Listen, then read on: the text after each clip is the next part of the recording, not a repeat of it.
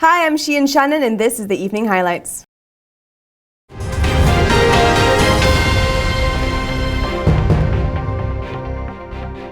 It's a rumor that just won't die. AirAsia's management have already said they aren't aware of buyout plans.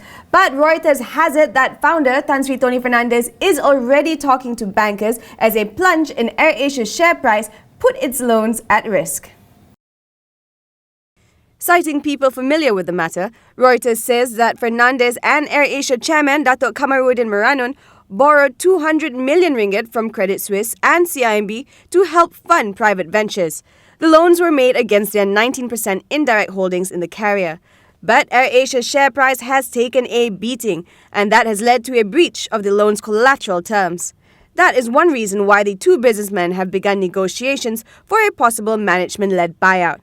AirAsia stock started stumbling in April and downright plummeted after Hong Kong's GMT Research questioned its accounts in June. It fell to a 7-year low of 78 cents in August from a peak of 2 ringgit 60 in April. The stock has partially recovered since. Today it ended trading at 1 ringgit 48, unchanged from yesterday's close. In the meantime, AirAsia now wants to sell you coffee. The budget carrier plans to brew up a new business as prices of Robusta coffee plunge over the past year.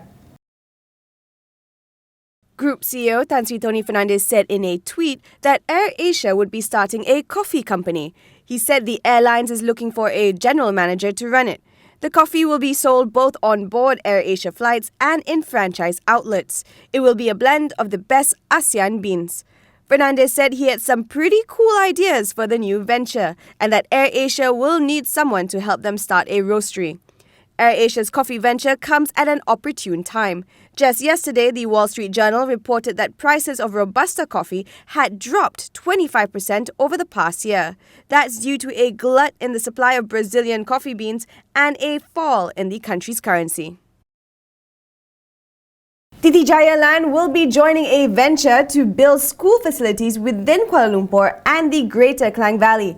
This in exchange for a 2.7-acre piece of government land in Bukit Bintang, Kuala Lumpur. Its subsidiary, Titi Jaya Resources, inked a partnership deal with Amona Development today. Amona Development will hold a 60% stake in the JV company, while Titi Jaya Resources will hold the balance 40% stake. The JV company will be used to undertake potential property development opportunities within Kuala Lumpur.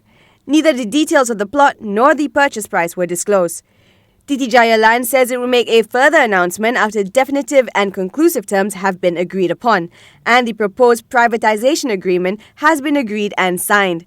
It says the JV is in line with the expansion of its property development business. The venture will not have any impact on its earnings for the year ending June 30th, 2016. But it is expected to contribute positively to its future earnings.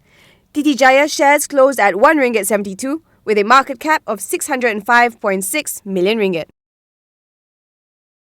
The Selangor administration has tabled a 2.88 billion ringgit deficit budget for 2016. This is on the back of a forecasted revenue of 2.25 billion ringgit, up 14% from last year.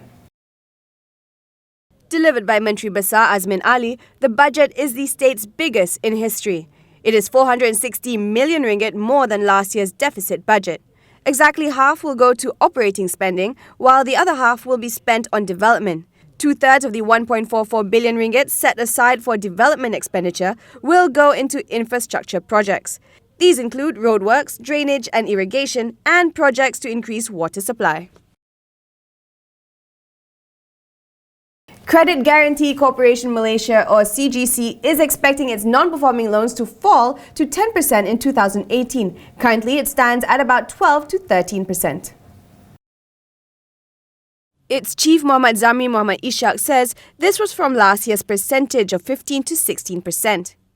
I don't see further deterioration. Yeah, we know that we have challenging times currently and things are not going to change in the very near future, but we are optimistic that it will not deteriorate so much where we cannot actually manage the whole situation. CGC is also looking to lend more to SMEs this year. It's expecting to surpass its loans target by 20% to 3.6 billion ringgit. To date, CGC has approved about 6,900 loans valued at 2.6 billion ringgit. Currently, 17 commercial banks, 15 Islamic banks, and 7 developmental financial institutions are participating in CGC's guarantee schemes. And that brings the evening highlights to a close. I'm Shein Shanin. Thanks so much for watching and good night.